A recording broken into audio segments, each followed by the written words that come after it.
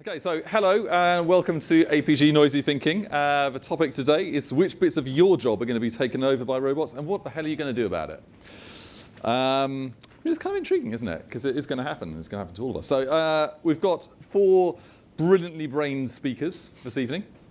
Ollie Feldwick, Amelia, Torode, Ronnie, Crosbie and Russell Davies. But before we hear their oral tinsel dust, I want to say, as ever, a huge thanks to Google for hosting us. It's always a pleasure to come here, a pleasure to enjoy these amazing facilities and your hospitalities. Thanks very much. And also to our sponsor, as ever, Flamingo, who are great, and I'd urge you to go and check out all the good stuff that they do. So without any more ado, I'm going to kick straight into the speakers. So our first speaker is going to be a joint effort, which is Amelia and Ollie. Amelia was CSO at TBWA London and has always had very much a penchant and held a candle for technology and brands and people and what the intersection of those looks like. And she's just recently gone out on her own, something that we should all do at some point, and set up the Thornbroke Collective, which is a brand, it says here, I'm sure she'll correct me if I'm wrong, it's a brand strategy and experience design collective who's rallying, she said yes, okay, good. Thank God, okay, I'm not fired yet. Right, whose rallying cry is fast, flat and flexible.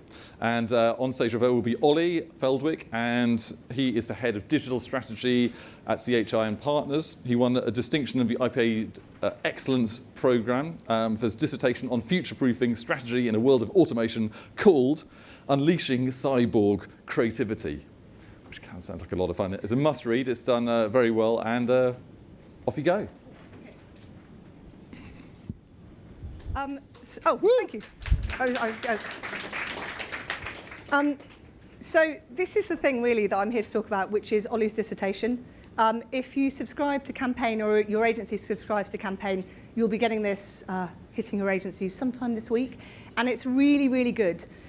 So I was a judge this summer, and I read a paper by Ollie on cyborg creativity, and it really resonated with me because I was taking the summer off. I'd left the agency, I was looking after my mum, and I was really having a think about agencies and planning and strategy, and I guess where all this was going.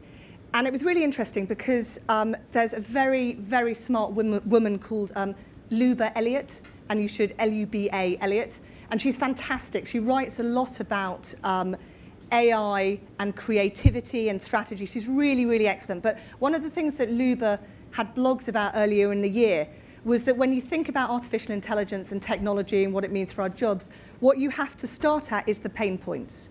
And if you start at the pain points and work backwards, as opposed to the technology and work forwards, you will get to somewhere interesting. So when Luba sort of wrote that earlier this year, it really resonated with find the pain points, because I was trying to think about the pain points within our industry, and I guess specifically I was thinking about within our sector of sort of strategy and planning, and I was trying to work out if I was going to start something new, and my line was, because I'd always be having coffee with somebody or having breakfast with somebody, and I said, if we were going to start something on Monday morning, and I said, and we called it tabletop, we were going to start again, we were going to get everything off the table and start afresh, how would we structure and how would we set up? And it struck me that agencies are very, very bad at embedding technology in. And if I think about, that whole trend, I don't know, sort of 8 years ago or so of getting in a creative technologist, which was sort of the sort of pixie dust sprinkler at pitches, and then they were surprised when it didn't really work and people didn't ever pay back their salary. And we sort of sprinkle technology on the outside as opposed to in the old, the baking in as opposed to bolting on. So I was thinking a lot about pain points of the industry. I was thinking about how we can use technology to think and to act, and I suppose to outsource the bits of our jobs that feel very automated anyway. And maybe they're the bits of the jobs that take up most time and take up sort of time and energy. And then I was reading another really interesting woman called Dr. Janet Basterman. And Janet's really interesting. She's got a doctorate in engineering and computing and artificial intelligence, and she's chief think it's Chief Science Officer at a technology company called StoryStream. And it's worth having a look because she writes quite a lot on StoryStream about artificial intelligence and creativity. And she was writing a lot about working with a computer, that computers won't take your job, but it's how you work together with computers as opposed to computers making you redundant. And I thought it was interesting. So when I read Ollie's piece in the summer, and he gives an example, and I hope you don't talk, but he talked about the AlphaGo project. So everybody knows about a human versus a machine, and the machine wins. But one of the things that struck me in Ollie's writing that I hadn't seen highlighted before was that the person who was playing the machine got better and better and better and better and better. And I found that massively interesting, and it gave me lots of hope because actually they weren't redundant. The technology made that person a sharper thinker, but also, and I think Ollie will talk about this, made the person a much more creative thinker and actually started to play moves that people had never done before. And I found that really interesting in as much as how technology can help all of us think differently and think more imaginatively and faster, flatter and more flexible. So that was sort of my setup really. I mean, the star of the evening is Ollie, who wrote this fabulous dissertation. If you haven't done an IPA Excellence Diploma before, I'd really think about it, because I think it is a real chance to have a hypothesis and to really do some proper deep diving and analysis that sometimes in our industry we can skate over. So I would say for next year, really have a think about it. And when you see this, I'm sure they're probably published, I'm sure it's on the IPA website as well. But have a read of it and over to the star, which is Ollie.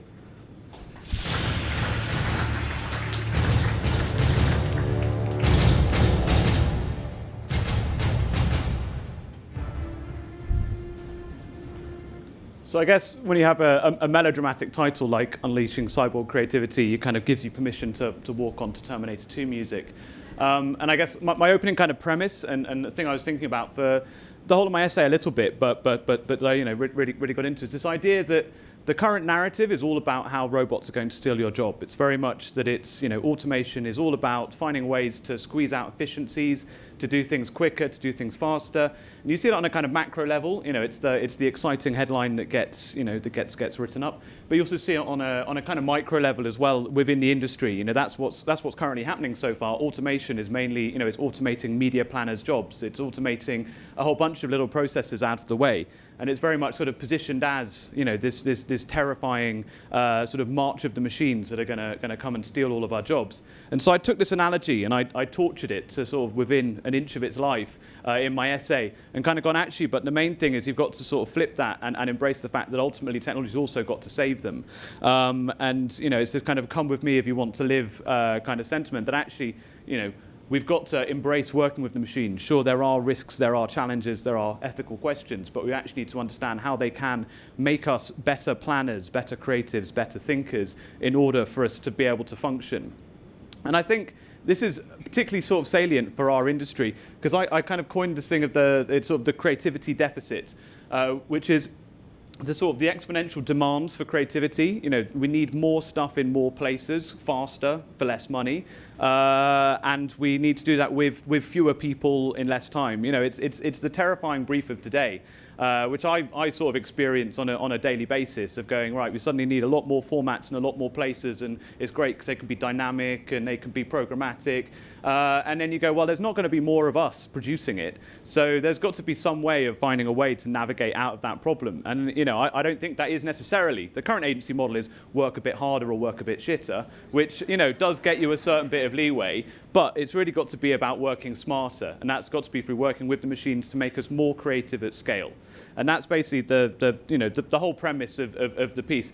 And, I think part of this obviously is a bit sort of optimistic and maybe a bit naive, but I think there's a lack of kind of like an optimistic take on it, specifically within our industry, and I'll talk a bit about that as well. But I think there's an interesting particular rub that you've seen throughout history of creativity versus technology, and I think that's another kind of theme that's sort of tricky that we need to figure out. So, I mean, this kind of just it is basically my dissertation. But I sort of said what we kind of need to do is cyborg creativity. The concept of a cyborg is someone who has augmented human abilities to go above and beyond through using technology. And I sort of said there were 4 spurious ways, but roughly 4 different ways of divvying up what you could be doing. And I think, on the sort of level A, sort of automating simple tasks, and that's where a lot of the focus is at the moment. If it can be automated, it will be. And that's the idea of kind of going, all it's going to do is it's going to snaffle up all of the easy basic jobs and let us focus on the cool stuff and the creativity. And you go, that's fine. I'm happy with automation as long as it's automating grunt work. But I think you've got to really embrace it at each of the broader levels. Otherwise, you only ever, see the smaller tip of the potential. So then I talked about how, AI should be augmenting how we deliver craft at scale. It should be an absolute, fundamental tool in a modern studio, in a modern content production process, in a modern, agency, and it needs to be embedded in there to go, how can we do the craft that we know and value, but to do it bigger and better. So it's not replacing craft, it's augmenting it. I think there's also obviously in the kind of the sense-making end of the idea that it can provide an extra depth of insight. The sort of the much sort of lauded magic of machine learning is it can come up with insights you couldn't have come up with as a human. And this is sort of in the slightly big data if we ever manage to properly implement it, end of the world. But also I think is actually much more about sort of small mundane insight tools. I think the world of research for planners could be totally reinvented if you applied AI to it properly. And then the thing that got me excited, not because I think it's sort of navel-gazing far down in the future, but because it already happens and it should be happening more and quicker, is this thing I called kind of higher order cyborg creativity. It's the idea that actually, if we're working with the machine in the right way, it can be our best strategic partner, our best creative partner. It could be the best sounding board, the muse. It's the thing that pushes us to think better than we could do anyway. And I think there's a huge interesting potential in that. And a lot of I was looking at it sort of from the whole agency picture when I wrote my piece, but I think it applies equally to planning as it does to creative. So I think there's a real sort of interesting parallel with the two.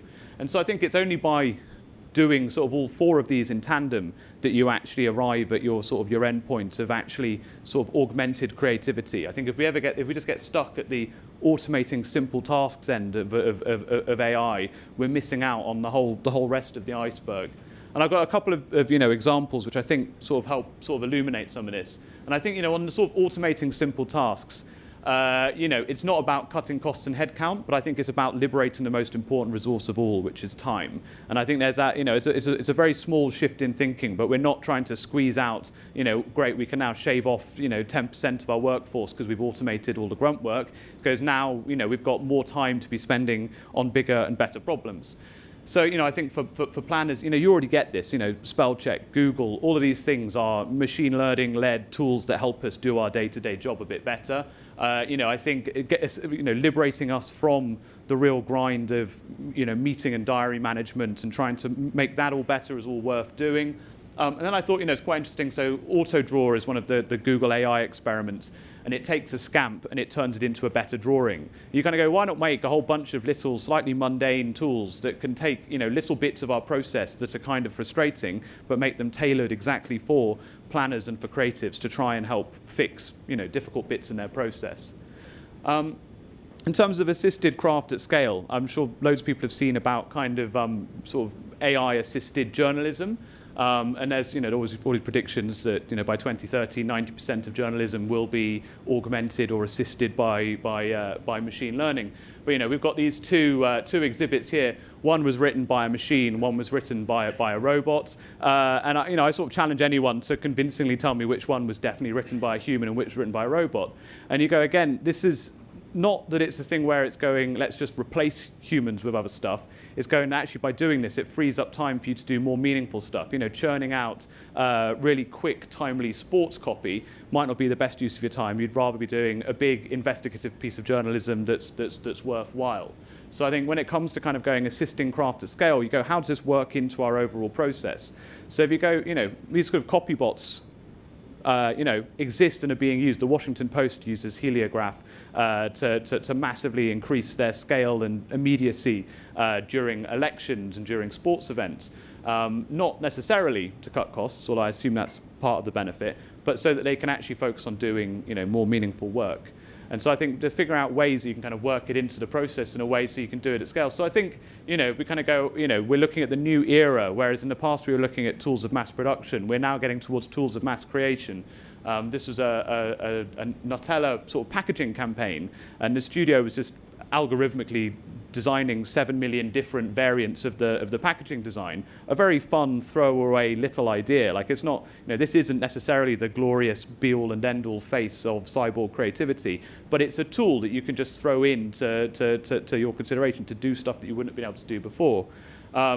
Kevin Spacey, this is one of the great things about not updating your deck when one of the people turns out to be a paedophile. It's always fine. But I mean, the great thing was Netflix could edit that using machine learning. And again, it's automating some of those little things as part of what you put into sort of fueling the studio behind it all. And I think I like to talk about David Bowie's sort of verbicizer, which is this thing on the right. He made his own little kind of pre-AI really Muse, which was it's just spewed out random words at him, and he used it to inspire writing more lyrics. And there's not really any incredibly sophisticated machine learning fueling the back of it. But David Bowie is a sort of progressive creative thinker could see the value in actually partnering with something like that to help prompt him into better thinking. So the idea of a sort of verbicizer-esque, everyone could be hacking their own planner proposition inspiration bot, or they're sort of and kind of just spewing out random things that can be complete garbage but can lead to a better thought. And you kind of go, that's something where it's helping in the process and helping you get to better ideas quicker. So I think it's just an interesting way of going. Actually, if we properly started to embed this throughout the process as part of it, it could start to transform it. A big part of this is all. This is sort of an example of the thing that's all fueled by is obviously is data. And I think there's a big problem in the industry that we're not doing anything to capture any of our creative process data that we create.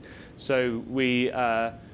Every time we tweak a brief, every brief, in fact, how many people have properly digitized and analyzed their different briefs across their agency and across history, all of the campaigns, all of the little bits in the creative process, all of the ideas that are rejected, the ideas that are developed, all of those things should be learning points that can feed machine learning and go, actually, we've learned from that, and now we've got better at automating that piece of the process. And that's the only reason why, why Tesla is valued bigger than GM, is because they've got the data on autonomous driving. Where's all of our data on creativity? We're just leaving it on the creative director's floor, screwed up in a ball.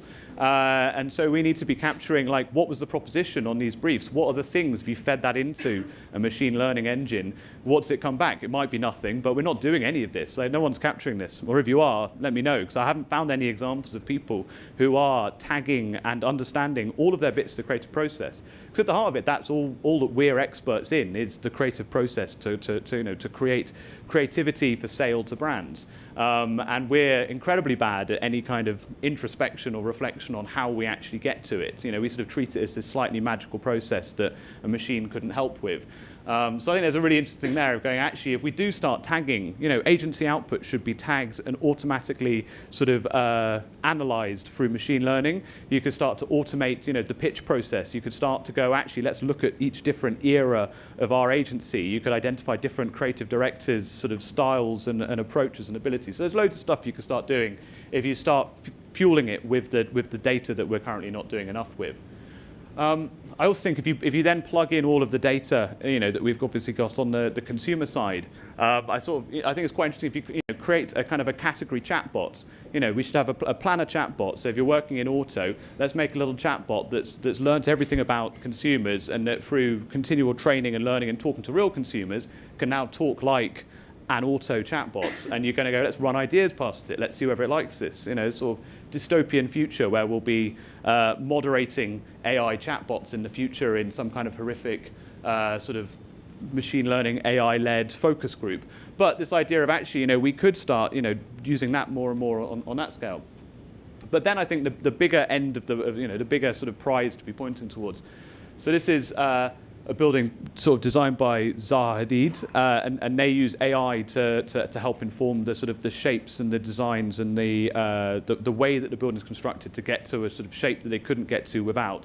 And then these are through generative adaptive networks have produced a bunch of artworks by learning how to paint in every style and then clashing them against each other and coming up with new ones. And they found that humans preferred the AI-produced artworks or the AI-assisted artworks because they were more fresh, more interesting, more different. And so I think this is kind of going, actually, there is a possibility that an AI can produce creativity, can produce art, and it opens up a whole bunch of interesting moral questions, which I'm going to mostly sidestep. But as Amelia kind of talks about, I mean, I could wang on about, ad-lib about for a while, but I won't. But what I do think is interesting about all of it is that, it's AI's ability to come at it from a totally different angle that can be potentially creatively exciting and interesting. And the idea that a computer doesn't know, well, I'm veering out of cubism now, this is a bit weird, but actually just approach it with no hang-ups and just go, let's go nuts. It kind of gets you to an interesting place. And the thing that was really interesting was, so when Lee Sedol was beat by AlphaGo, which I'm sure everyone's heard a million and one things about. But what was interesting was in I think the third game at like the 37th move, he played a move that made his jaw drop. And that was because it was one that would never have been played by a human in normal play. It didn't make any sense. And it was only, so Fan Hui was the guy who'd been training AlphaGo. And he looked at it for a while and figured it out. And then he realized why it was actually an inspired move that no human could have got up with. And he said, it's so beautiful. This is beautiful. And he goes, that move was an inspired piece of thinking that no human would have got to. But then in the following game, Lee Sedol had sort of processed that and got a bit better and came back to claw back one game. And during the training process, Fan Hui went from being 600th in the world to being 300th in the world through the process of learning and playing with AlphaGo. And I think it's that idea of, it's that dynamic of going, actually, if we're working with or thinking with a planning partner, an AI sort of entity that has, that thinks differently than us, they might be wrong, they might be inspired, they might be thinking in a way we can't comprehend, but that's got to make us think better and elevate us in the process. And I think that's got to be the interesting opportunity of the whole thing, is that it helps both get to higher thinking. The machine learns better, you learn, we all get better together. I sort of talked about what this means for agencies. I'll go through this very quickly because I'm probably running out of time.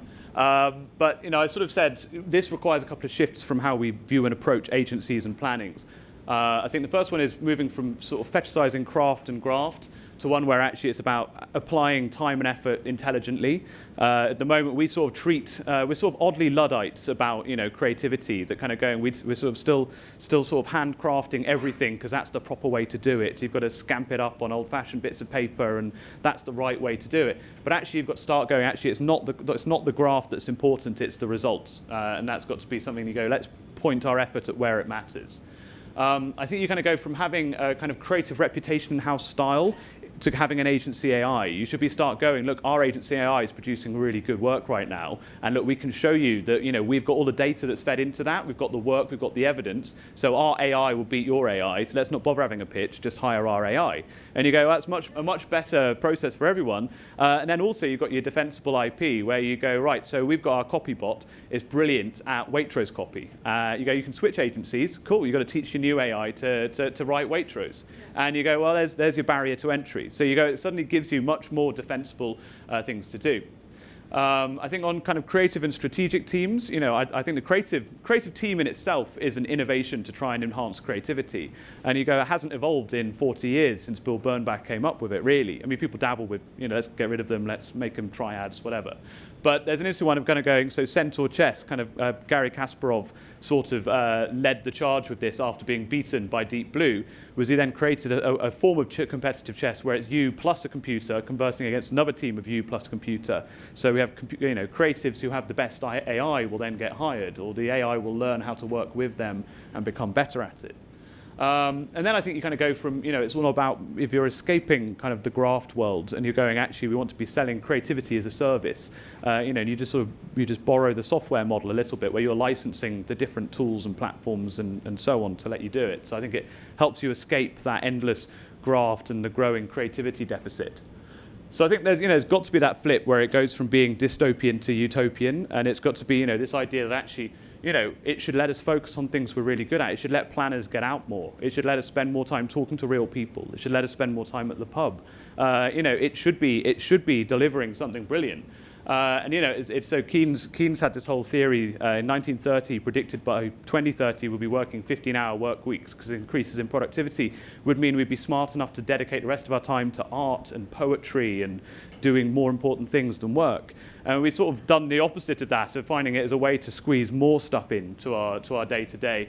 And this quote from them, suffering not from the rheumatics of old age, but from the growing pains of over-rapid changes. This could have been written yesterday. So I think this embracing it in all of its kind of forms should get us to a better way of doing it. So why hasn't it happened already? And someone said, oh, so you're doing this already then? Of course not. Wouldn't be a planner if I didn't stand up and talk about stuff that I don't actually know how to do. So you go, why hasn't it happened already? I think you kind of go, well, it's too early. This might be viable in 1 year, 2 year. Let's see how Publicis' Marcel goes, or JWT's Pangea, or something else. It might be that, I think a lot of the bigger disruptions are happening behind the scenes. And I also think planning, frankly, is fairly far down the food chain of things to revolutionize with AI. Probably tackling the big things first. We probably don't really get it yet. It's quite early days. Or it might turn out to be bullshit, which is also, viable. So who knows? So I don't know, just a couple of sort of thoughts of what next. I think data is the oil, tired but sort of true. At the moment, we're wasting all of our creative data. Like, I certainly haven't been digitizing my creative briefs and then using it to mine it for insights. I don't know if any other planners have been. If you have, well done. Hack your own planner bots, certainly easier said than done, but you kind of go, if David Bowie could create his own little computer that would help him write better songs, we can probably create something that makes us write better briefs. Network agency AI, does that become the new killer resource? It sort of goes, that's if you're playing the scale game, you go, what's the one thing that they could probably do that other agencies have struggled to do, that then becomes IP and defensible. But I think overall, just kind of create your own blueprint for the agency of the future. I sort of think there are lots of different bits and pieces, but it's easy just to sort of go, I don't really see how that could be actually relevant, or you kind of dismiss it just as a thing that's being talked about as stealing our jobs. You go, actually, it'd be something that should be reinventing our jobs on a huge scale. I think that should be it. Yeah.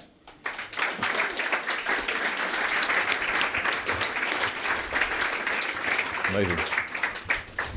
So there you go, kind of quite a bit of food for thought there, from a sort of network agency AI through to craft assistance at scale, higher order thinking, and the brilliant assertion, not just about IP but and Centaur teams, great as they are, but the idea of having more time to go down the pub and talk to real people, which surely is what our real job is all about. So thank you very much. Next up, Ronnie Crosbie. So Ronnie was JWT graduate training program over 20 years ago, ended up in New Zealand, ended up starting to do planning, came to the dark side, thank goodness. Went and did some digital, and is now the lead planner at Saatchi & Saatchi on EE and GSK. So over to you, Ronnie, wherever you are. There you go. Hello there.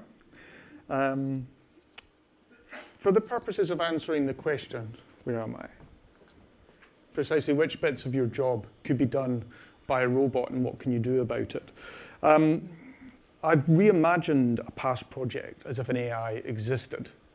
And my robot is called Alan. And my children have helped with a few key frames by drawing, which will help illustrate the story as we go through. So this is Alan. And this is our story. I got selected for a special planning project on PMG because I knew nothing. Magnus, our MD, now global president of Saatchi, explained that my lack of knowledge on the brand, the product, the process, and the protocol were all seen as key assets for success. Of course, I'd never been prouder. My lack of knowledge had never counted for so much. But the point is they wanted a fresh point of view. Now, if Alan, my AI robot, was around at this time, I would have whispered to him, Alan, given that you know everything in the universe, I best handle this one. But it leads to an important question. If Alan knew the optimal thinking for this particular client based on sequential learning, would I have to erase Alan, in effect, kill Alan, to get a fresh point of view? And would I have the moral right to do so? Never mind the cost to the company. So, back to the story. The next day, our elite squad of advertising experts who knew nothing, and presumably all their robots who knew everything, went out to Geneva to receive the brief. Of course, I could have sent Alan alone, like a virtual, physical sort of video conferencing. But it was a first meeting, and people like to look people in the eye. My next question. People buy from robots all the time. They have relationships with robots. But I've never met anyone from Amazon, but I buy from them all the time. Will people buy something they can't see and is completely new from robots? Would you walk in and get laser eye surgery and just press the button? It does beg a question. I probably wouldn't, to be honest. On the flight there, Alan would have told me that Pampers diapers are an £11.5 billion brand that live in the afterglow of newborn babies. That their markets around the world are 100% focused on this diapers product, spending huge portions of their resources maintaining market share in a highly profitable sector. Of course, this would have made me like Alan, despite knowing what happened to the guy in Ex Machina. He'd then tell me that having checked the attendees' profiles on LinkedIn, he concluded we would be getting briefed on Pampers wipes. This was the unsupported product that no market has ever put any money behind and was silently in risk of being delisted. This would have made me irrationally angry at Alan. He'd picked this up by my body movements, so I wouldn't have to tell him. But it does lead to question number 3, which is about empathy. Would Alan know I was angry, or would he think I had wind? Or would he just think I was confused? Lip reading, even by AIs, is only 50% right, as some words are so similar. So Sam, Pan, Ram, Dram. And if he did know that I was angry, would he care? I don't think he would. Alan would record the whole meeting and what everyone said. I'd ask Alan to delete what the junior client said, then cross-reference everything the main client said that was repeated by everyone else in the room. Alan would then state the brief. Drive awareness of Pampers wipes by creating communications the markets will run, despite never having run any work they'd ever been given before. Alan would point out that it's illogical to invest money in a tiny brand that offers very little profit when you have a very big brand that offers lots. Question number 4. How would Alan deal with a logical but illogical brief? Do we ask Alan to ignore this? And if we ask Alan to ignore that and he can ignore it, can we just ask him to ignore anything else we don't like? Which of planners we obviously would. On the flight back, Alan would have tried to cheer me up by pointing out that babies are a highly emotive topic for humans. I would have helped Alan's learning engine by saying not when they're covered in shit. Alan would then review the most effective ads against mums over time and conclude that they have a baby in them, in an idyllic setting, and that they are free, happy, learning, eating well due to the client's diaper, shampoo, toy, or food. And this in turn makes mum happy. He'd then offer to brief the creatives as we have a tight production schedule. I'd ask Alan to prioritise the idea over cost and timings. But it does lead to question 5. How does an AI prioritise the value of an irrational emotional idea over costs and timings? Can it believe in the power of an idea? I'd ask Alan to do a global analysis of mums with kids under the age of 3. Alan would then look simultaneously at millions of mums across the world via their webcams and their security cams, via a startup company that one of last year's grads began as a side project. Alan would realise that their erratic behaviour did not match that of mums living this idyllic life. Mums are mostly angry, tired, and confused about why they spend their lives cleaning up after everyone else. Face recognition software would summarise the key emotions stated with wiping a baby's bum. Apprehension, denial, disgust, concern, followed by a short-lived sense of satisfaction. Question number 6. Alan could collect massive amounts of data, but when would Alan have enough? How would Alan recognise a unique insight? The more data you get, the less it often feels our insights become. Young men like football. Children like foods that are sweet. Mums go on the internet at different times in different countries because their children go to bed at different times. I think often we work back the way, but I'm sure it could add a lot. Next, we think about the product in the context. Alan summarised the product's key attributes from the 3.5-hour science induction session. Alan would recall instantly, Pampers wipes have a unique micropores that pick up poo better than any other wipe. 2, they are gentler than water. 3, they're conveniently packaged. Alan summarised, they clean poo away. Access the 5 Whys protocol, Alan. Why? Because poo isn't nice for babies. Why? Because poo is messy and disgusting. Why? Because it smells and will get everywhere if you don't. Why? Because it doesn't just disappear. Brilliant, Alan. Pampers wipes make the bad stuff disappear. Question number 7. Could an AI think at such a stupidly simple, benign level? We're half nurture and half nature. This level of thinking, I can't help but feel, is a natural talent that some of us have. AIs will only ever be nurture. I'd then ask Alan to isolate occasions when people who use wipes don't have them with them, and ask them to list the key emotions. Fear, followed by an overwhelming desire to shout at the next person who comes into the room. Alan, write the brief. Mums fear mess. SMP, Pampers wipes make the bad stuff disappear. Tone, real world. You brief the creatives.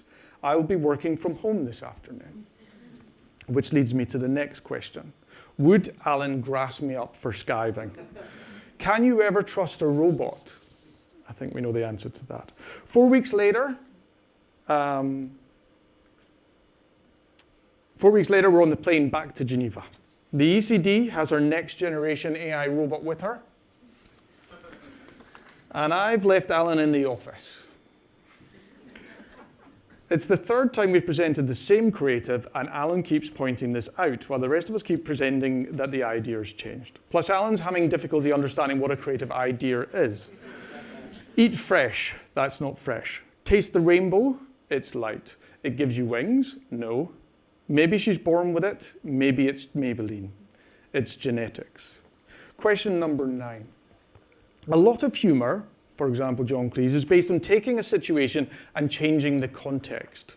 It makes sense, but it doesn't make sense, and that's what makes it funny and memorable.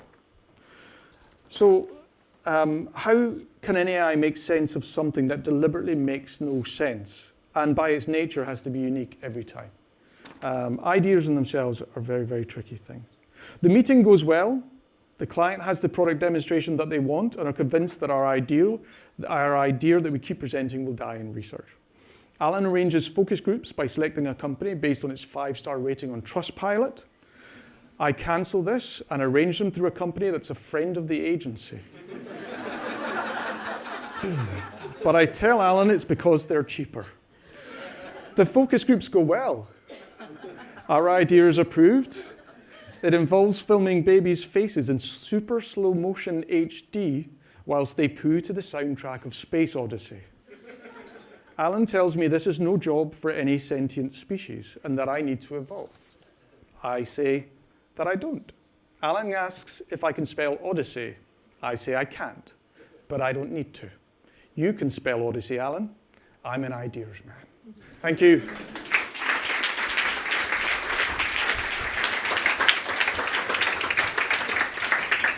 Brilliant. Nothing like finishing on a bit of poo. So that was magic. Thanks very much, Ronnie. And I think some really interesting thoughts there. From thanks to Alan the robot, and also thanks to your children as well. Very entertaining. And I mean, a really interesting idea there about sort of creativity being things that make sense but don't make sense, and how you reconcile that.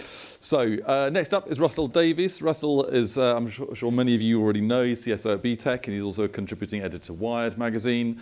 Russell's worked on proper old-fashioned ads, and people like Nike, Microsoft, and Honda, and some of the best campaigns of all time, arguably, and has created digital products and services for his own startup, the Newspaper Club, and as director of digital strategy for Government Digital Service, which was a fascinating thing that he did. And he's therefore fortunate to escape 15-year waste of talent and cash known as digital marketing. So over to you, Russell.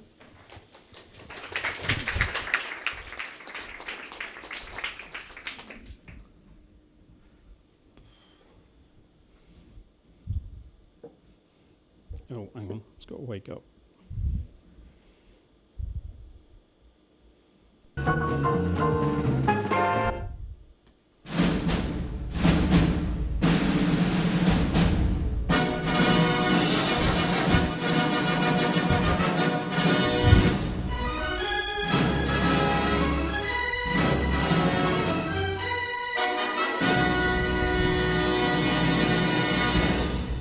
Hello. So I don't have a big theory. This is just like 4 thoughts, and I sort of wanted to talk about mundane AI because I think our jobs are not going to be destroyed by robots. They're going to be sort of accidentally erased by a menu item in a toolbar. You know, it's kind of it's like it's not a big dramatic thing. Partly because we are not the centre of this universe. This is not about us. This is not the data centre at Mullenlow. You know, this is kind of we don't have the data. We don't have the data, and a typical someone who's graduated knowing anything about AI will go and earn $500,000 in their first job. So they're not going to come and work for us. These are not, I mean, and we have been very fortunate in the revolution of the last XT years has kind of been adjacent to our world. It's been about media and marketing, and like advertising is paid for the whole thing. But this revolution is not about us. This is not going to be about our stuff. So if we want to play, we're going to have to play with the stuff everyone else gets. We're going to have to play with open source tools. Eventually it will get baked into creative tools, and we're going to have to play with those. And then sooner or later it will get baked into consumer tools, and we're going to have to play with those. And we're at the start of that, but it is happening. So this is Common.ai, for instance, which is basically open source self-driving vehicles. So this is just a guy who decided he wanted a self-driving car. Downloaded a bunch of code, added some of his own, invented some hardware, strapped it to his Honda Civic, and headed out on the freeway. And now you can do the same for not much money, and it's not that hard. And that's the kind of level of stuff we're going to have to experiment if we want to understand this, because to know anything about this, we're going to have to start playing with it. We're going to have to start understanding the material. This is another example. This is by the science fiction author Robin Sloan, who wanted to try and understand recurrent neural networks. So he got a corpus of science fiction text, a massive amount of old sci-fi pulp novels, and built autocomplete based on those texts. So this is just him typing at the beginning, then he hits tab, it autocompletes and suggests some alternatives based on this network that has learnt from a massive corpus of pulp science fiction. So it suggests answers to him. And he describes the experience of writing accompanied by this huge text, this massive amount of things. And basically what the AI does, it works on a character level. So it judges from the character before, or from the words before. It then just starts going, what characters would make sense following on from here? And then auto-completes his sentences for him.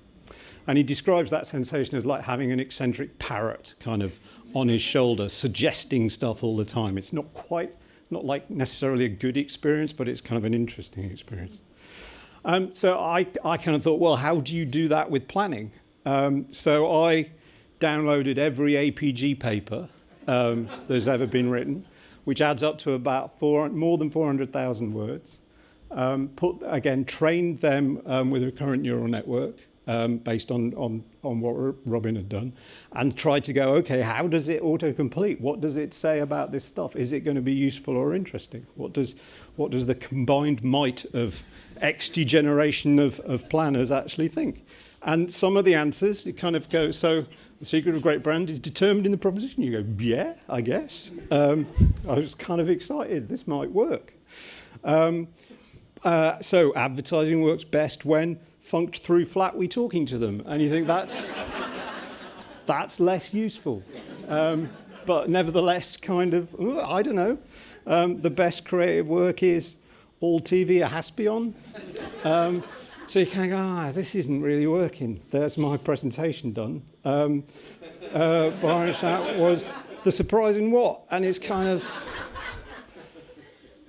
all the chat. And then you go, yes, actually, that's true.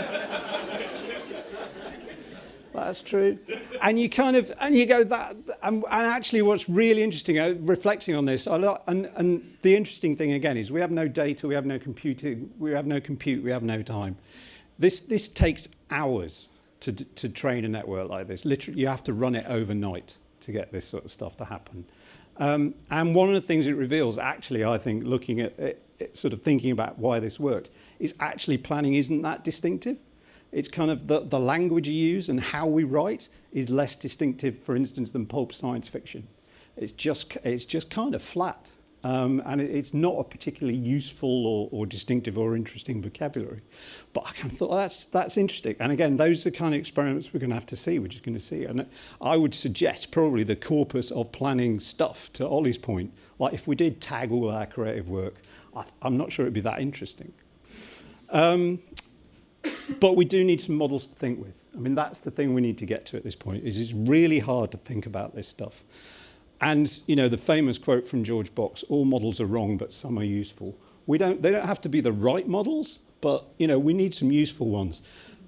And I was thinking back to, I'm old enough to remember the advent of word processing, just about. And one of the things that was really hard when word processing came along was understanding what was going on when scrolling happened.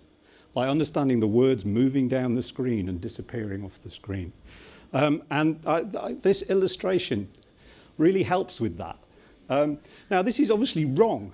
This is not what happens inside a computer. But it's really helpful in understanding scrolling. It really helps to understand what's happening to your text when this happens. And we lack this for AI at the moment. We lack models which are useful, even if wrong. Most of our models revolve around, you know, the kind of robotic kind of generalist, the robot that can do everything and that kind of stuff.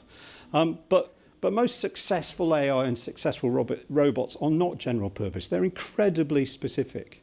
So AlphaGo can beat you at Go. It can't get the Go from the next room. You know, it can't actually play Go. It can't go and fetch it for you and play you at Go. And actually what you find is there are some problems robots are really good at and some problems that are incredibly difficult for robots. So this is a general sort of intelligence robot attempting to fold towels that it's not seen before. And this video is sped up 50 times. So once it gets to grips with it, it's kind of okay. Well done, robot. But you'll then see it spends hours just looking at the towel, expecting it from all angles. And of course, we already have robots that are really good at some domestic tasks. They're washing machines, for instance, or robots that are extraordinarily good at washing things. But you have to take the washing to them, and you can't expect much intelligence from them. They do a particular thing incredibly well. They don't do folding towels very well, and a generalized robot doesn't do folding towels very well either. Though I did find, last time I talked about this, someone mentioned that actually now people are starting to solve the folding towel problem, not by using AI and, well, possibly a bit of AI, though it might just be marketing AI. Not using kind of generalized robots, but just making another machine. Where again, you have to do most of the work. You have to clip your things onto the machine, which is another white appliance that you have, and then it sucks it in.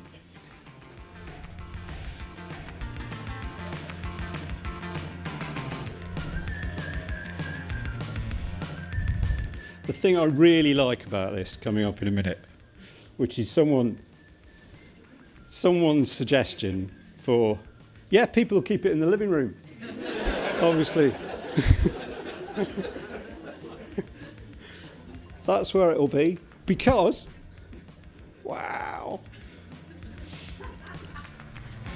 But again, that's like so many of the problems that we're going to have. One of the things we're going to have to do is think about like what are the really specific narrow problems that these technologies are going to be able to solve, and how do we integrate them into our workflows, and is it worth it? The other part of this is this isn't to the point about mundanity. It won't get interesting until it gets boring. So who knows what is unique about Len Deighton's Bomber as a novel? Anyone? This was the first novel to be written on a word processor. And here is Len Deighton with his word processor, or some of it. The interesting thing, though, is, and again, I think this is a useful metaphor for what's happening with AI to a large extent, is the actual person who used the device, who used the word processor, was his assistant called Eleanor Handley, because he just did what he'd always done, which is just handwrite it. And she typed it in. So it was actually, I mean, again, like women's labour erased as part of this process. There is no photo of Eleanor Handley on the internet, the actual person who used the first word processor to write a novel. But I think we're in that phase of AI to some extent at the moment, where it's basically doing what we were already doing in a slightly different way. What gets interesting is the sort of bit where when it becomes ordinary, when it's integrated into stuff, when it changes how things happen. And then you get the glitchy stuff that Eno talks about, and you get things like this. So this is the difference engine, which was written by William Gibson and Bruce Sterling.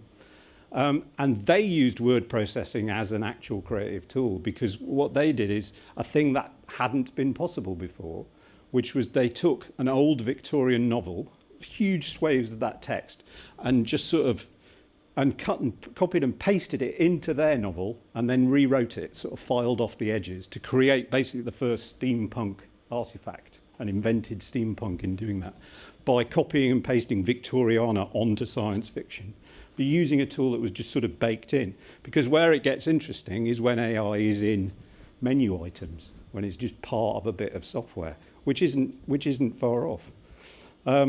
And when it's in, you know, in your Google replies, where it's just sort of there and you sort of use it and it's fine, but there's a lot of machine learning going on in that. The good news, since we're not going to get kind of people building stuff specially for us, is we're not that special. Again, I've been messing around with a thing called Tagliner, which is a Twitter bot, which creates taglines, and which is not AI. It is not clever. It's just some rules with a big bunch of vocabulary in it. But it's interesting because it creates pretty plausible taglines. You just press go and it just starts making them. It does on Twitter. It does one on the hour every hour. It just starts making them, and it's not AI. It's really simple. But one of the things it illustrates is, again, to Ollie's point, is a lot of the grunt work is in the creativity. A lot of the grunt work is pretty mundane stuff that we just do, and kind of, you know, it goes down as creative, but actually it's just lists of words and really constrained rules.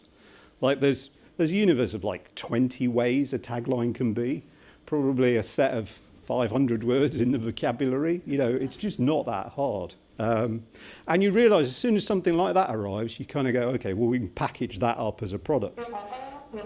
So, you know, you can easily imagine the tool, which is, let's have a workshop. Everyone likes workshops. We'll all write words that seem right for the brand on Post-it notes and stick them on the wall. Right, we've got all those words, that's good. Then we upload them into something. Then we process them a bit, get a bunch of taglines out. That's probably where you might need more human intervention, because humans are still good at going, no, we can't use that, that's racist. We can't use that. There's a judgment level that comes in that because, again, most big data has been trained on the past, and the past is mostly racist. The past is mostly sexist. Like, most big data sets are inherently biased. And you need humans to sort of sit there and go, we can't use that, we can't say that. So human intervention comes in there. Then you probably just run a bunch of them on Facebook, just run Facebook ads, see who clicks on them. That's your tagline.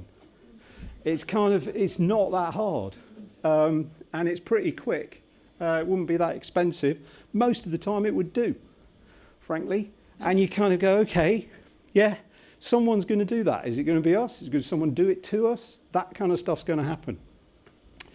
The bad news, we will actually have to understand what we do for the first time, which is going to be difficult. So I was surprised no one mentioned the trolley problem before. This always comes up in AI. Does everyone know about the trolley problem? So trolley problem has been around as a philosophical problem for a long time, has come up because of self-driving cars. It's basically a philosophical question. You've got a trolley hurtling down the track. You're standing by the lever. If you move it one way, it kills one person. If you move it another way, it kills lots of people. What do you do? And people's reactions change based on whether they know the people involved, whether there's a baby. You know, there's lots of things involved. But manufacturers of cars, self-driving cars, have had to actually think about what their vehicle would do in these circumstances. And Mercedes, true to the brand, have decided they'll prioritise the person who paid for the car. But they've actually had to decide what their priorities will be. Now, in the real world, this probably doesn't come up very often. In all the self-driving autonomous vehicle stuff that's happened, most of the time, all you do is just slam on the brakes. The answer is always just slam on the brakes. And it very rarely has to come up. But people have had to think about it. And one of the challenges we're going to have to face is we're actually going to, if some of our stuff is going to be automated, we're going to have to think about what we actually do and try and explain how it works and how it happens. This is Google Clips. This is a camera without a shutter button. You just point it somewhere, and it takes pictures when it sees something interesting. Basically, it just decides to do it itself. It's been trained on the huge amount of data that Google have got in Google Photos, and it just decides what's interesting and takes a picture. Now, theoretically, that kind of AI could be trained on your competitive data, could be trained on your market. It could sit and decide, and it would alert you every now and then when something interesting came up. The question is, you don't really know why it's decided that. You don't know what's interesting about it. Or if you want to train it, you're going to have to work out and intuit for yourself what you find interesting in these things, what's interesting in your market, what the dynamics are. You're going to actually have to work out and think for yourself and decide how advertising works, how brands work, how all that stuff actually works, and try and ascribe value to that kind of stuff. It's going to make us really think about stuff, which most of the time we just sail on by, and there's just a lot of sort of implicit, everyone understands this is how it all works, and we never actually state any of the rules. When you get to the point where your brand toolkit is generated by you moving some sliders up and down to say, you know, fun, more fun, less fun, you know, that's not far off, that's easily done. You're then going to have to go, okay, what are those dimensions that we plot everything on? And again, that it will get baked into this stuff. It will get baked into so there'll be somewhere on here. Everyone use auto summary often and Word. Auto summary is really good now. I mean, this is, again, the thing about AI stuff and cloud-based stuff. It just gets better all the time, really slowly. If you get into a car that's 7 or 8 years old, that's still got a DVD sat-nav thing in it, the really interesting contrast between, you experience the contrast between sort of Google Maps and something based on a DVD. One of those things just gets better all the time, and one of them never does. And that contrast, it's really, until you're faced with that contrast, it's hard to see that improvement happening. That improvement is going to start happening in these places, and it's going to start doing stuff that we think is our job. Okay, to summarize.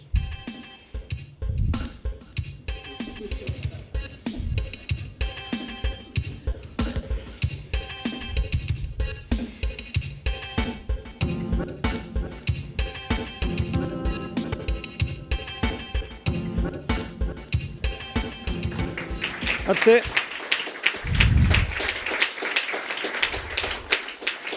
Thank you. One thing, tech companies always do this, and agencies never do. We're looking for a head of planning. If you want to be a head of planning at BETC, drop me an email. Thank you. Stick around. Stick around. Beautiful, shameless plug there. Absolutely. Right, I think we're going to do a couple of questions and stuff like that if we can get some seats and all of that. So, Amelia, Ollie, up on stage, all of that sort of stuff.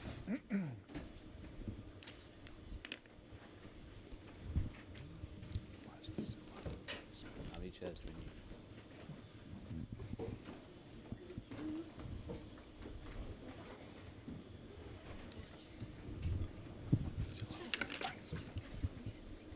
You've got it. Oh, brilliant. Okay, amazing. All right. Who has? Oh, I'm going to go this side this time. Okay, how exciting!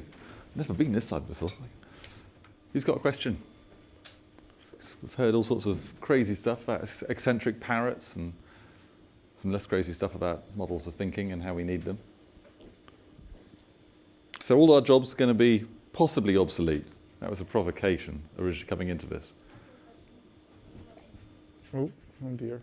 Ronnie, how different is what you describe to what you actually do now?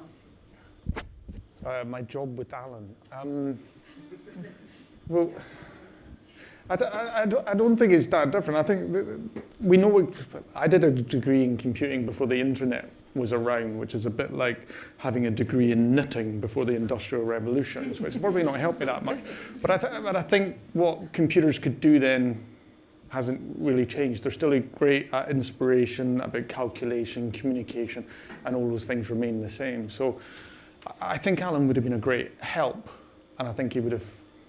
I think he would have brought things to me and made things happen faster, and in more places. But I don't think he fundamentally would have changed the creative process, particularly when you're trying to be a creative planner. I think mediocre things, lots of people and lots of robots would be able to achieve. But when you're trying to do something really good and something that's genuinely different, I think that takes inspiration and a passion for ideas. And I think being able to select an idea out of a whole load of half ideas and also keep the idea alive when everyone else is trying to get what they want and you're trying to protect something and give it space to grow. I think that only happens because you've got a passion for ideas. And I don't think Alan had the same passion as I did.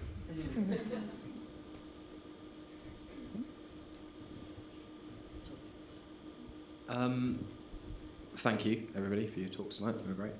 If you could automate one bit from the younger planners that you work with, if you could automate one bit of their jobs today that you think would make them better planners, the older they get and the more experience they get, what do you think that would be? Timesheets. There's one bit about the planning process with the younger planners that you work with, you wish you could just automate it because you knew it would make them better planners.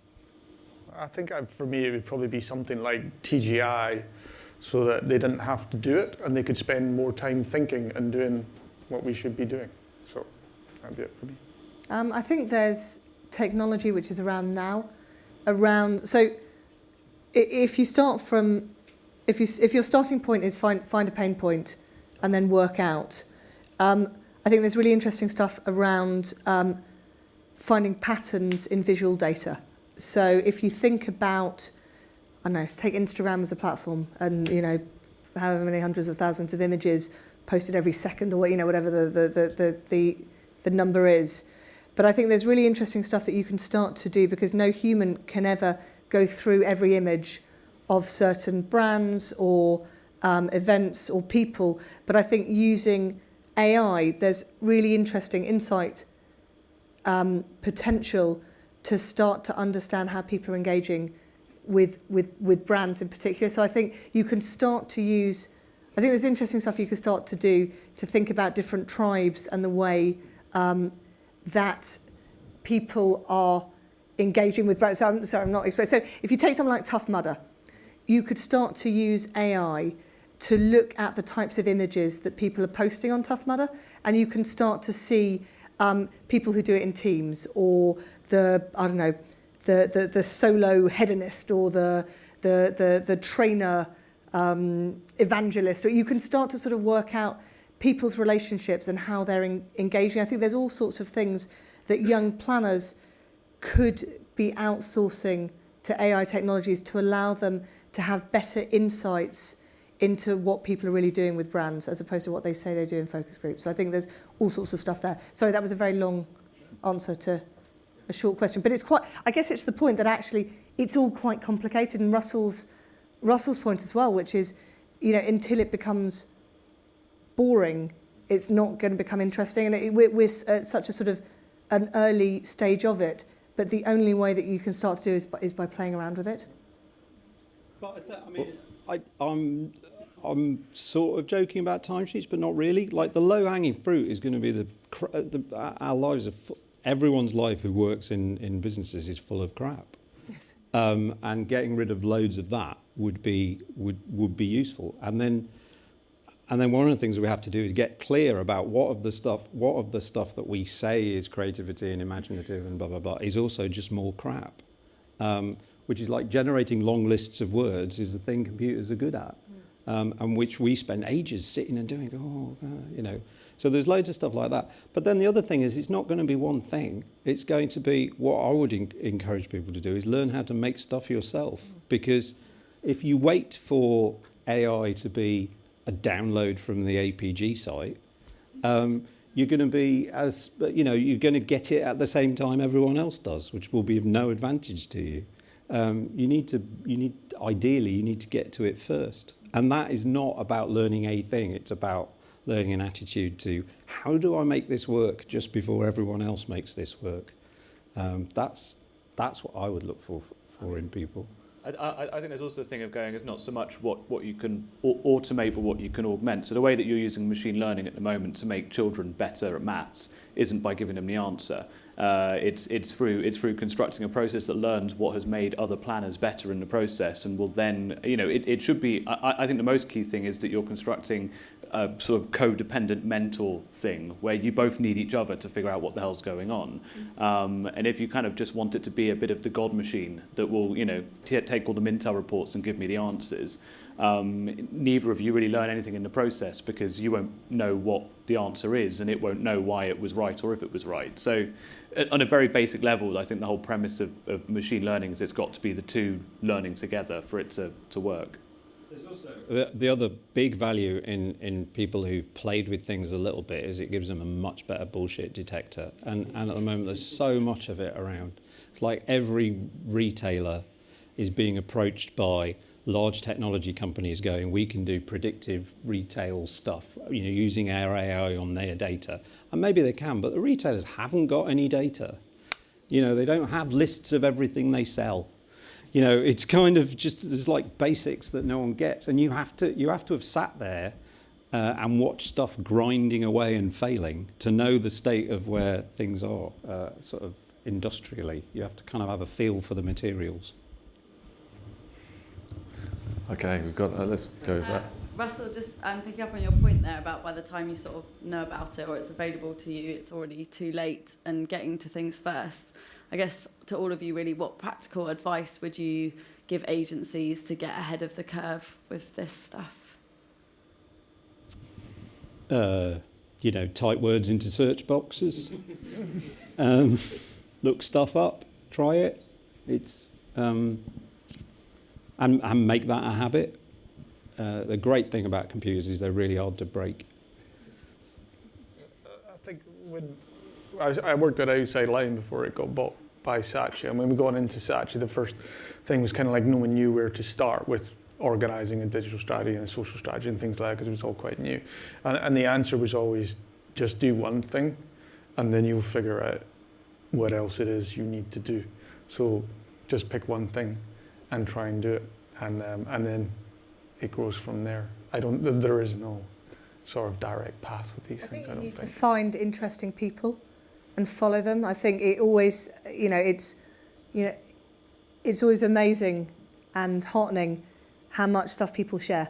And I think, whether it's people like, Luba or Dr. Basterman, like find people who are doing interesting stuff and, read their blogs and, engage with them, talk to them on Twitter and ask them questions. That's the stuff that's incredible. If I think about all the people that I now know in this field, it's through Twitter. and it's through reading either papers that they've done or work that they're showcasing and sharing. And actually, most of them have about 4,000 followers. It's not, they're not sort of superstars with 50,000 people and you don't get a response. It's kind of like, Twitter was 10 years ago. It's lovely that actually you can build relationships with smart people who are happy that people care. And I think that's a really useful way. And, in a couple of years' time, it probably won't be like that, but it is at the moment. Do you think it's too soon for agencies to be developing their own kind of like AI offering, I guess? I mean, I do think, It's too late. Yeah. I mean, it's never too soon to start. I mean, to Russell's point, it is slightly sort of picking a doomed battle a little bit, but you've kind of got to do it. Of all the places you go, I'm going to sort of who's got the right combination of expertise, talent, and legacy to be able to do it. Probably not agencies. It wouldn't be a starting point. But it sort of feels a bit too defeatist, and you won't learn anything if you don't try. And there are lots of little small goals you can make. And as I said, it'll be interesting to see from all of the agencies that have started doing it what will happen, how it will work, what they'll learn from it. And if it's a glorious failure, then that's better than not have tried. I'm sort of cautiously optimistic, but I'm probably not expecting them to suddenly crack. I think you're going to see it. Yeah. You're going to see it anyway because you've got so much data that we can't look at it all. So something's going to have to look at that. We're starting to plan for the individual. We're starting to create dynamic content with film and video, and you're going to have to serve that up in so many different ways, and nothing's quite set up for it yet. So something like we can't do all that. As a planner, you can't plan for the individual, but with AI, you can look at the data and you could. Whether that's going to be the most interesting job in the world, I'll leave you to guess. But you're going to need those tools, I think, in future. I think it's not that AI is going to shift to do our job. I think our jobs are going to shift towards what AIs are capable of as you start to see a requirement to plan for individual versus mass. I'm interested, Ollie, actually, you talked about tagging, the inside process and creative. Is that something you're doing yet? No, it's something we've looked at how we would do it. And the thing is, so the interesting thing is it's staggeringly easy to actually find someone who can help you do that. And in a similar way, I thought it was quite interesting if there is any value in our creative data, which to Russell's point, perhaps not. But you go, let's look at all of our creative output and let's run it for somewhere. And if that is valuable, we can sort of leverage that. So DeepMind partnered with the NHS because all of people's medical data is the huge fuel for them to do an enormous amount of research on. And if you go figuring out how AIs can work in the creative sphere is a tricky, big, difficult question, and there's a shortage of data of actually the creative process. You go, we should be using that to make partnerships with people who can do it better than us.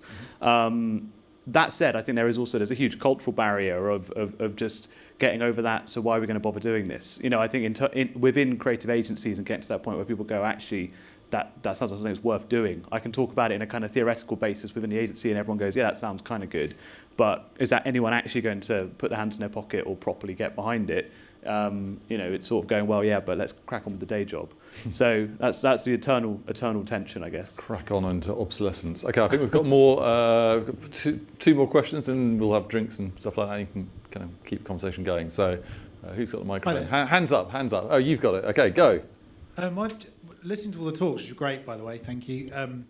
It was this idea that there's so much data, and like to Russell's point, an agency isn't going to have all the data, but then us as planners, strategists, creatives, we have something that intrinsically gives value to this process, and to that, it's like the next level of computing, the idea of computing is to be a bicycle of the mind.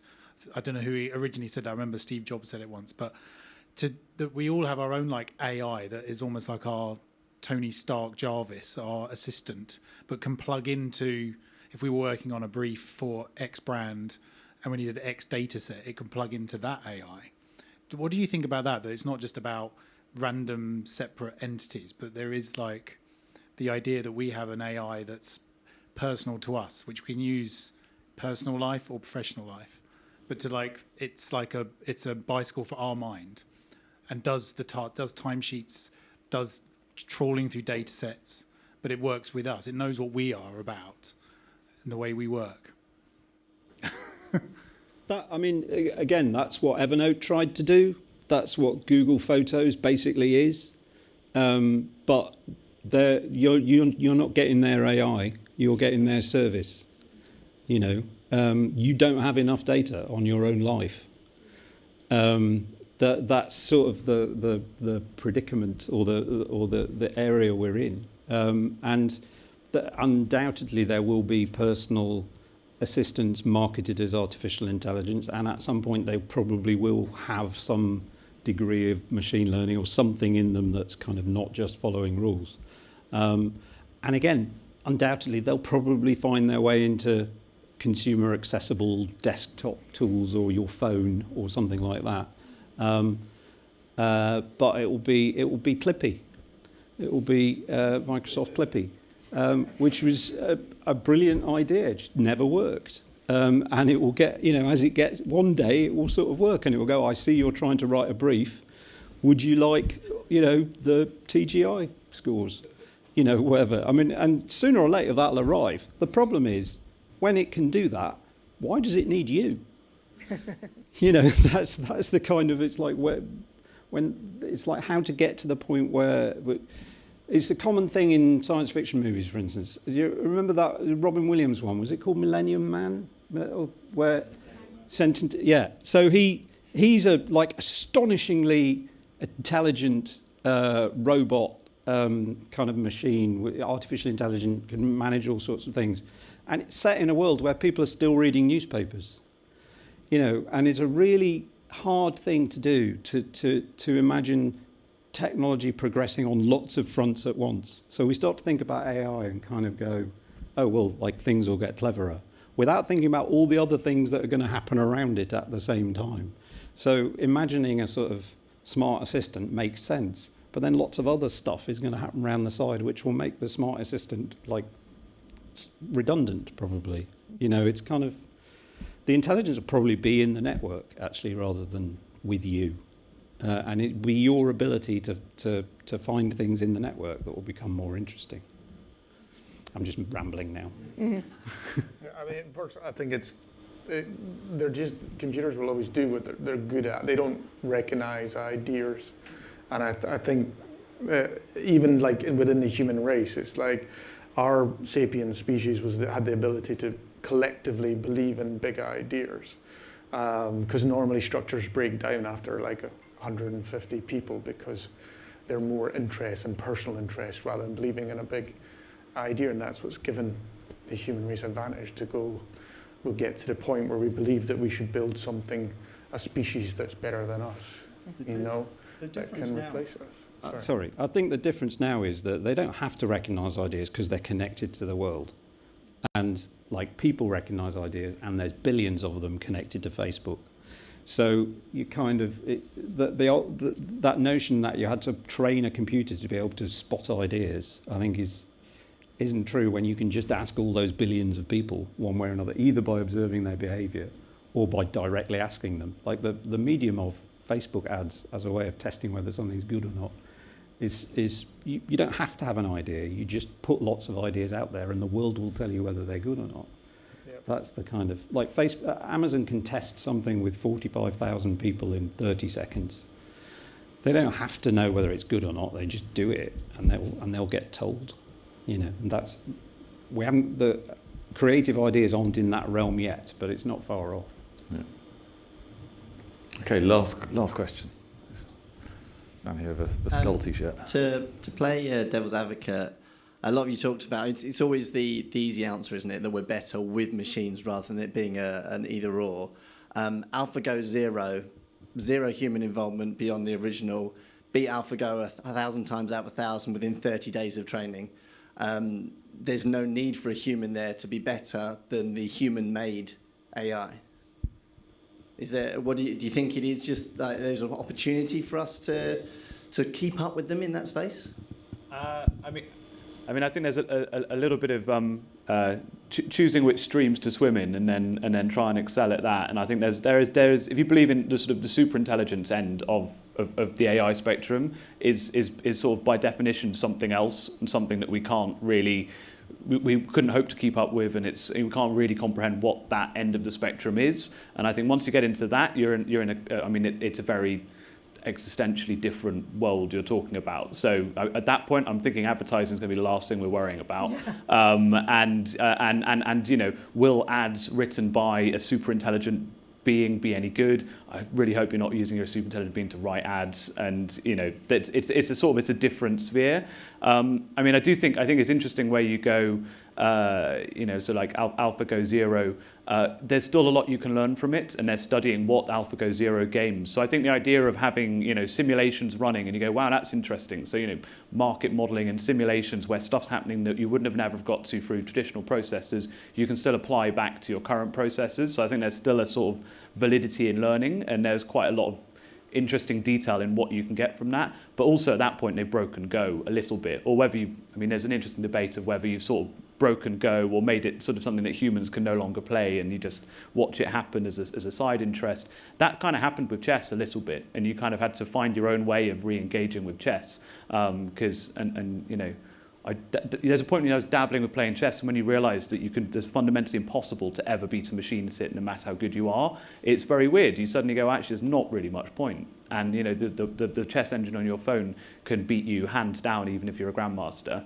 And it's hard to find your new motivation of why you should bother. And you know, it's happened in chess, it's now happened in Go. When it happens in other spheres, and they can paint better than you, they can make art better than you, they can do medicine better than you. You know, yeah, it's a weird place to exist. Realistic place. Yeah. Any more commentary on? No, I'm never playing it again. No, yeah, ruined chess. Okay, well look, thanks very much for coming this evening. Hope you've enjoyed it. Thanks very much to Ollie, to Amelia, Ronnie, Russell, and so round of applause.